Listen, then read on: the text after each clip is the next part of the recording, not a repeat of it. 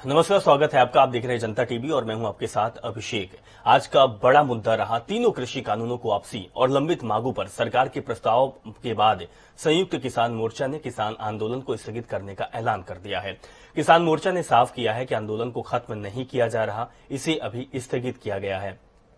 किसान नेता बलबीर राजेवाल ने कहा कि हम एक बड़ी जीत लेकर जा रहे हैं, एक अहंकारी सरकार को झुकाकर जा रहे हैं। उन्होंने कहा कि आंदोलन अभी खत्म नहीं हुआ है, इसे अभी स्थगित किया गया है। 15 जनवरी को संयुक्त किसान मोर्चा की फिर समीक्षा बैठक होगी। अगर सरकार दाएं बाएं होती है तो आंदोलन फिर से शुरू करने का फैसला लिया जा सकता है।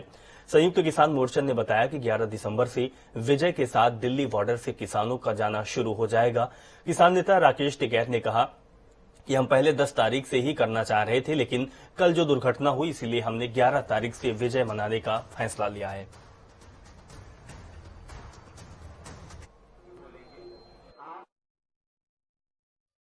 हर जगह जश्न का माहौल है। जहां एक तरफ किसान एक साल बाद अपने घर वापस जाने वाले हैं, वहीं कुछ किसान जो है वो यहाँ पर आज कुश्ती भी कर रहे हैं, जश्न मना रहे हैं। और कुछ किसान ऐसे भी हैं जो अब ये सोच रहे हैं कि घर जाकर आखिर वो अब क्या करेंगे। आज है ना किसान आंदोलन को वापसी हो रही है, घर के लिए आदेश जारी कर दिया गया है। 11 तारीख तक आपको घर वापस जाना है, तो कैसा लग रहा है? तो देखो, ऐसा है कि हर आंदोलन का एक एक फेज होता है। तो हमारे आंदोलन का प्रथम चरण का फेज पूरा हुआ है, जिसमें हमने 3 काले कानूनों की वापसी करवाई।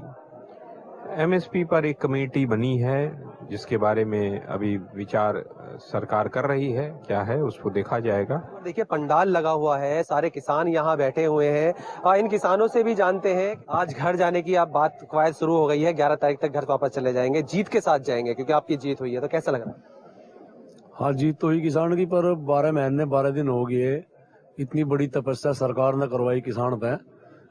अब इसका इतने दिनों तक यहाँ तक सर्दी गर्मी बरसात जो है बर्दाश्त करी, इसका दुख भी है। और 12 महीने बाद जो है घर जाएंगे तो इसकी खुशी भी है। किसानों की मांग मान ली गई है, सरकार उनको वापस जाने का आदेश कर चुकी है, संयुक्त किसान मोर्चा कह चुका है। लेकिन जो आपसी रिश्ते इस एक साल के अंदर बने थे वो कहीं ना कहीं बिछड़ने की कगार पर है, इसलिए किसानों की आंखें नम भी हैं।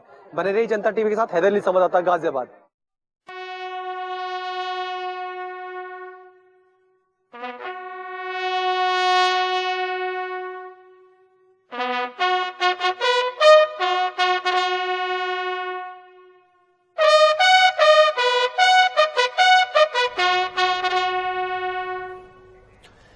सीडीएस जनरल बिपिन रावत और उनकी पत्नी का अंतिम संस्कार शुक्रवार यानी कि कल दिल्ली छावनी में किया जाएगा। उनका पार्थिव शरीर को आज दिल्ली लाया गया है, जहां पर देश की राजधानी में प्रधानमंत्री मोदी, रक्षा मंत्री राजनाथ सिंह और कई मंत्रिमंडल के लोगों ने उनको श्रद्धांजलि दी है।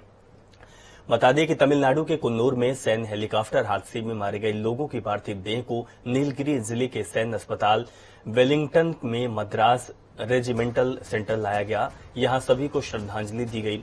रक्षा मंत्री राजनाथ सिंह देश के पहले सीडीएस जनरल बिपिन रावत के हेलीकॉप्टर क्रैश पर संसद के दोनों सदनों में बयान दिया। उन्होंने इस घटना के बारे में पूरी जानकारी दी। राजनाथ सिंह ने कहा कि कल 12:15 पर हेलीकॉप्टर से संपर्क टूट गया था। Group captain Varun Singh life support पर हैं और उन्हें बचाने की पूरी कोशिश की जा रही है। सभी मृतकों का पूरे सम्मान के साथ अंतिम संस्कार किया जाएगा। राजनाथ सिंह ने आगे बताया कि हादसे के बाद तुरंत रेस्क्यू ऑपरेशन शुरू किया गया।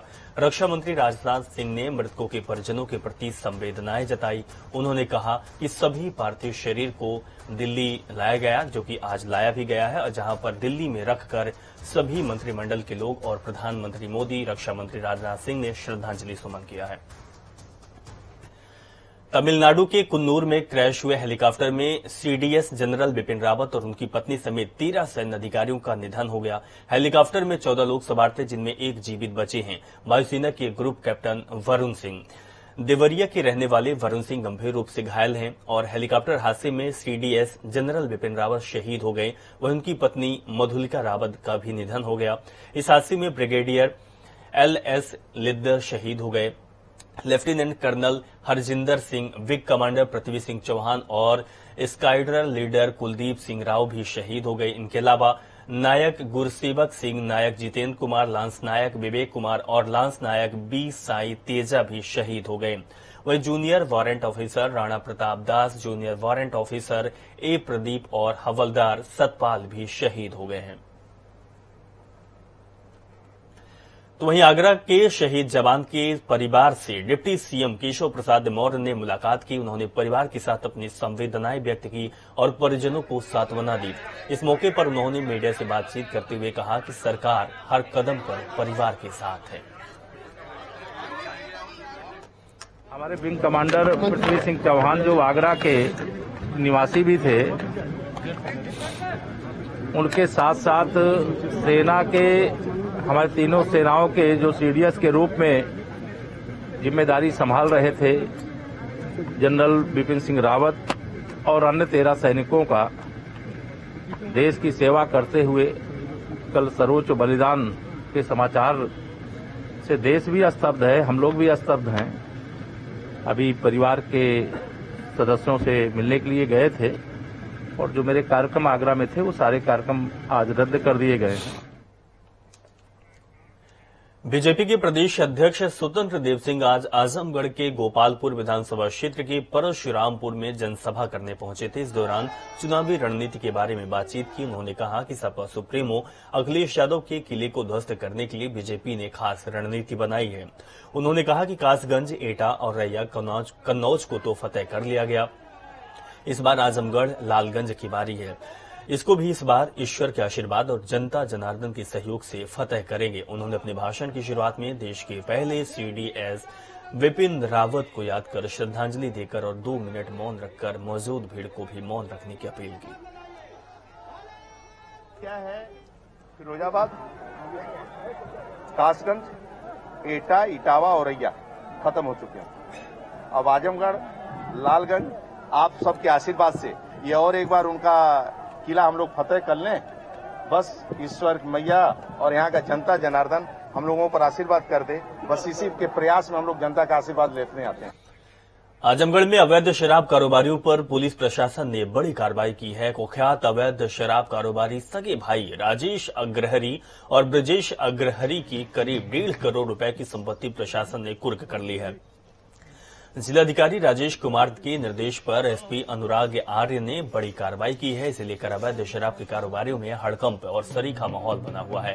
आपको बता दें कि पवई थाना क्षेत्र के मितुपुर में अवैध शराब के सेवन से 30 से ज्यादा लोगों की मौत हो गई थी, जहां जहरीली शराब का तांडव 1 सप्ताह तक चला था। जिसके बाद जांच में राजेश ब्रजेश के घर से भारी मात्रा में अवैध शराब का जखीरा बरामद हुआ था, जिसके बाद पुलिस ने इन दोनों को गिरफ्तार कर जेल भेज दिया था। गैंगस्टर के तहत इनके खिलाफ मुकदमा भी दर्ज हुआ था। जांच में दोनों सगे भाइयों और उनकी मां के नाम से अवैध शराब व्यवसाय में बल पर अर्जित की गई 1.5 करोड़ की संपत्ति चिन्हित की गई है। जनपद आजमगढ़ में शराब माफिया अभियुक्त राजेश अग्रहरी और ब्रजेश अग्रहरी जो थाना क्षेत्र पवई के रहने वाले हैं, इनके विरुद्ध गैंगस्टर एक्ट में मुकदमा पंजीकृत किया गया था। विवेचना के दौरान ये पाया गया कि अवैध शराब के कारोबार से इनके द्वारा जो अवैध संपत्ति अर्जित की गई है उसका विवरण निकलवाया गया। लगभग टोटल 3 करोड़ के मूल्य की, जिसका वर्तमान में मार्केट मूल्य 3 करोड़ है, इतनी संपत्ति इनकी अभी पता चली है। धारा 14(1) गैंगस्टर एक्ट के तहत आज कुर्क कर दिया गया है और 14(1) के अंतर्गत शराब माफिया व अन्य माफियाओं के खिलाफ ये कार्रवाई लगातार पुलिस की जारी रहेगी। महाराज में सुहेलदेव भारतीय समाजवादी पार्टी के राष्ट्रीय अध्यक्ष ओम प्रकाश राजभर ने बीजेपी सरकार पर जमकर हमला बोला है। यहां वो महापंचायत में मुख्य अतिथि के रूप में पहुंचे थे, जहां उन्होंने महापंचायत को संबोधित करते हुए बीजेपी पर जमकर हमला बोला। ओम प्रकाश राजभर ने अपने ही अंदाज में सीएम योगी और पीएम मोदी पर हमला बोला है। उन्होंने कहा है कि जब से लाल पीला एक हुए हैं, तभी से दिल्ली में बैठे लोगों भी लाल पीले हो रहे हैं। साण से, योगी जी के साण से किसान परेशान है। ठीक है, अभी मेरे घर के बगल में मौर्या जी थे, उनका 8 बिसार कलह चढ़ गया। हमको फोन करके हमको डांट रहे हैं। तो हमने कहा कि पिछली बार वोट किसको दिया था, कहा भाजपा को। हमके इस बार कहा डंडा लेके दौड़ाएंगे। इस बार अगर आ गए, हमारा 8 बिसार कल चढ़ गए, हम बच्चों की फीस कैसे देंगे। इन्होंने वादा किया था कि सबका साथ सबका विकास होगा, लेकिन आज कोई पत्रकार सही बात दिखा दिया रहा तो उसके ऊपर मुकदमा। पत्रकार चौथा स्तंभ होता है, सरकार की कमियों को उजागर करता कि कमी इसको ठीक करो, लेकिन उसी के खिलाफ सैकड़ों पत्रकारों को मुकदमा लिख दिया। कोई नेता सही बात बोला तो उसको जो है मुकदमा लिख दिया। और ये इनके बड़े नेताओं की हालत बता दूं, हमारे चाहे प्रधानमंत्री जी हो, चाहे गृह मंत्री जी हो, चाहे मुख्यमंत्री जी हो, इन लोगों को जैसे कहते हैं कि इसे दूरबीन से देख रहे, कोई अपराधी नहीं दिखाई दे रहा है। समाजवादी पार्टी में इन दिनों जोकर पॉलिटिक्स चल रही है। सपा की सहयोगी पार्टी महादल के नेता केशव देव मौर्य ने सुहेल देव भारतीय समाजवादी पार्टी के ओम प्रकाश राजभर को एक इंटरव्यू में जोकर कह दिया है। इस पर ओम प्रकाश राजभर ने कहा कि हां, मैं यूपी का जोकर हूं, जिसे हर कोई देखना और सुनना चाहता है। वहीं से ओम प्रकाश राजभर के जोकर वाले बयान पर कैबिनेट मंत्री अनिल राजभर ने पलटवार किया है। उन्होंने कहा है कि आपको मंडली का जोकर बनना है तो बन जाएं, हमें कोई आपत्ति नहीं है, लेकिन राजभर समाज का अपमान नहीं होना चाहिए। मैं ओम प्रकाश राजभर जी से कहना चाहता हूं कि आपको मंडली का जोकर बनना हो, आप जोकर बनिए, और मन करे तो मंडली का लवंडा बन के नाचिए, उसमें हम लोगों को कोई ऐतराज नहीं है। लेकिन जहां कहीं भी राजभर समाज के अपमान की बात आएगी, वहां हम जरूर आगे आएंगे। यूपी के बांदा जेल में बंद माफिया मुख्तार अंसारी ने जेल से चुनावी हुंकार भरी है। इस बात की पुष्टि उनके बेटे ने खुद की है। बता दें कि जेल में बंद अपने पिता से मुलाकात करने के बाद बेटे ने मीडिया के सामने चुनाव लड़ने की बात कही है। साथ ही वर्तमान सरकार को जमकर कोसा और कहा कि उल्टी गिनती शुरू हो गई है, जनता सब कुछ जान चुकी है और सत्ता से वो हटाएगी भी, परिवर्तन होकर रहेगा। अब्बास ने कहा कि सरकार अपनी तानाशाही में माननीय अधिकारों का हनन किया है, इसके लिए हम न्यायालय जाएंगे।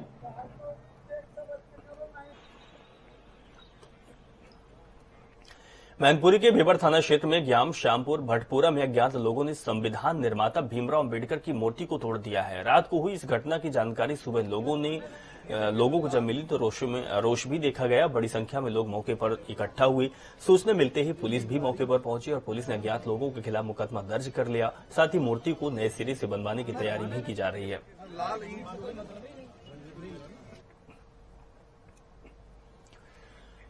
उत्तराखंड विधानसभा के शीतकालीन सत्र के पहले दिन सदन में दिवंगत सीडीएस जनरल विपिन रावत को श्रद्धासुमन अर्पित करने के साथ सभी ने शोक संवेदना प्रकट की। वहीं हरिद्वार विधायक और भाजपा प्रदेश अध्यक्ष मदन कौशिक ने सदन के भीतर सरकार से मांग की है कि उत्तराखंड के निर्माणाधीन सैन्य धाम या फिर राज्य की किसी यूनिवर्सिटी का नाम जनरल विपिन रावत के नाम पर रखा जाए।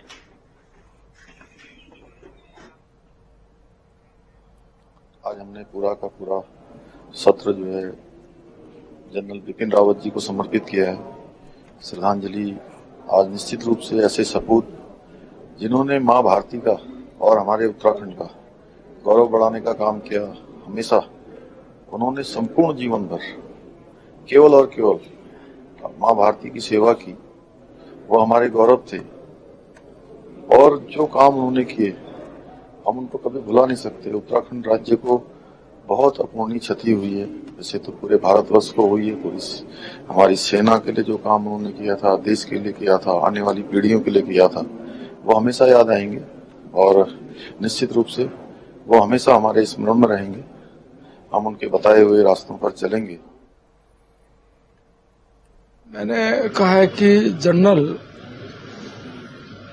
सीडीएस रावत जिन्होंने देश के लिए एक उत्कृष्ट सैनिक के रूप में काम किया है, आज वो उनकी पत्नी 11 अन्य हमारे सैन्य अधिकारी जो इस दुर्घटना में जिनका बलिदान हुआ है, उनके प्रति श्रद्धांजलि अर्पित करते हुए मैंने कहा है कि चूंकि उत्तराखंड में उनका जन्म हुआ था और उनकी इच्छा ये थी कि वो उत्तराखंड में रहें, ऐसे प्रेरणा जो युवाओं के प्रेरणा के रूप में उनको सारा हमारा युवा देखता है, ऐसे जनरल रावत के नाम पर राज्य में कोई विश्वविद्यालय, मैंने उस शिक्षा मंत्री जी मेरे साथ हैं, मैंने इनसे कहा है कि कोई ऐसी यूनिवर्सिटी उनके नाम पर हो।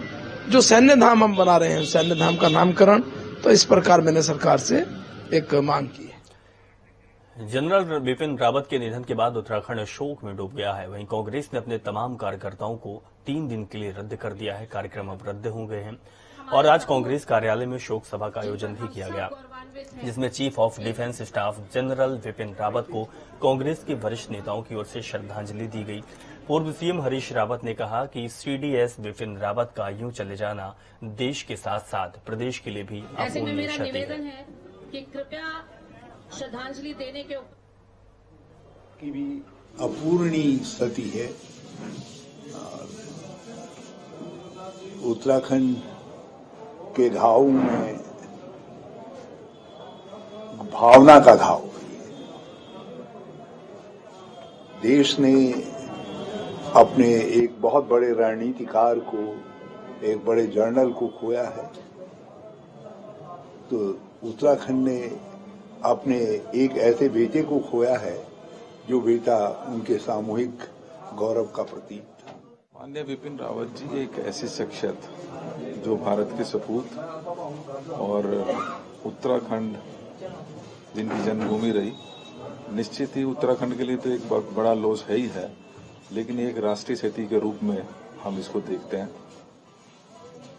हमारी कांग्रेस पार्टी की खासतौर पे, क्योंकि हमेशा जरूरी है कि जब भी कोई इस तरह की घटना होती है तो हम सबका ये फर्ज बनता है कि हम आने वाले समय में उनके दिखाए हुए रास्ते पर मजबूती के साथ बढ़ें। जो क्षति ये हुई है अपूरणीय क्षति है।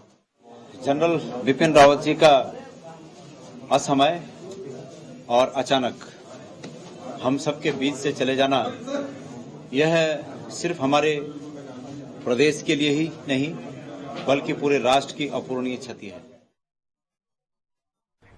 तमिलनाडु के कुन्नूर में हुए विमान हादसे में देश के पहले सीडीएस जनरल बिपिन रावत सहित 14 लोगों के निधन से जहां पूरा देश स्तंभ है, तो उत्तराखंड में भी शोक की लहर है। सीडीएस बिपिन रावत के पैतृक गांव सैण गांव में जनरल बिपिन रावत के चाचा भरत सिंह रावत से बातचीत की गई। सीडीएस बिपिन रावत के चाचा भरत सिंह रावत का कहना है कि जनरल साहब बड़े सौम्य स्वभाव के व्यक्ति थे, गांव में अक्सर आया करते थे। गांव में अस्पताल, स्कूल, सड़क के साथ पानी की व्यवस्था कराने की बात कही थी। खुद सुनिए क्या कहा उन्होंने।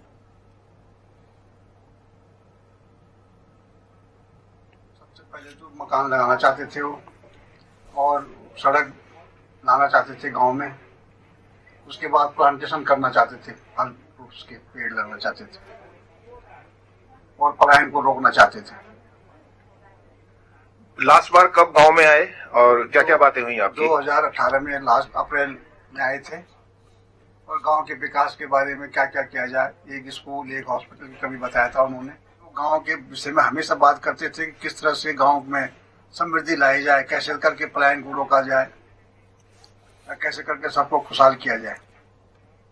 तमिलनाडु के कुन्नूर में हुए हेलीकॉप्टर हादसे में chief of defence general Bipin Rawat का निधन हो गया, जिसके बाद पूरे देश में शोक की लहर है। हल्द्वानी में आज पूर्व सैनिकों ने जनरल रावत को श्रद्धांजलि दी। पूर्व सैनिकों ने कहा कि यह हृदय विदारक घटना है। साथ ही कहा कि देश ने एक सच्चे वीर सपूत को खो दिया है। ये देश के लिए एक बड़ी क्षति है। साथ ही कहा कि जनरल बिपिन रावत से सभी सेना को प्रेरणा मिलती थी। देश के सबसे सर्वोच्च सैनिक, जिसकी ओर हम प्रेरणा के स्रोत, जिसकी ओर हम देखते हैं, उनका ऐसे हादसे में चले जाना एक बहुत ही हृदय विदारक घटना है। और खासकर जब वो मॉडर्नाइजेशन के लिए काम कर रहे थे और नई युद्ध प्रणाली की ओर भारतीय सेना को, तीनों सेना, एयरफोर्स और नेवी को साथ में सम्मिलित करके आगे नया तरीके का एक लड़ाई लड़ने की योजना पे काम कर रहे थे। उनका जाना देश के लिए बहुत, और सेना के लिए और फोर्सेस के लिए बहुत बड़ी क्षति है, और जिसकी भरपाई नहीं हो सकती। चलिए, इस खबर के साथ फिलहाल इस बुलेटिन में बस इतना ही। आप देखते रहें जनता टीवी। नमस्कार।